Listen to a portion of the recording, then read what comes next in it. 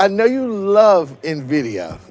The shares have tripled in value in 2024. I'm wondering, when you look at the outlook for 2025, what will you be looking at to make sure that your investment is safe?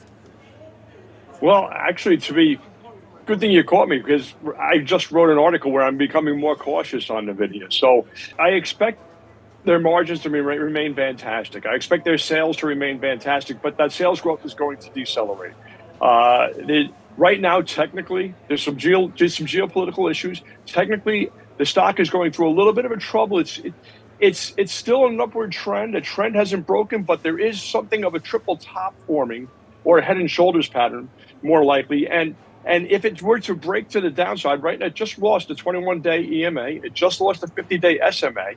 If it were to break below, say, 132, I think I would be forced to further lighten up my position. I think I would be forced to put Nvidia on the back burner and focus on other stocks. I wouldn't get out of it completely, because Jensen Huang has taught us that he's pretty much capable of anything, but it would not be one of my focus stocks at this moment.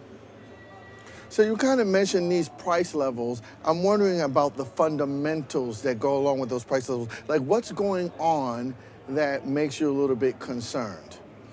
Well, the numbers have been so fantastic, and they're going to be fantastic by anyone else's standards. But the growth has been amazing, and it's starting to decelerate. The growth, not the sales.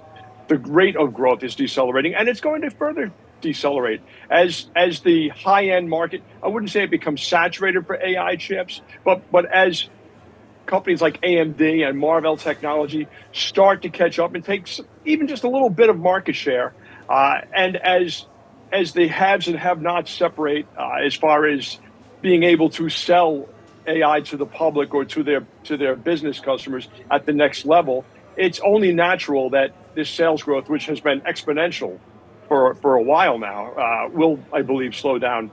It's already slowing down, but it will slow down further going through 2025.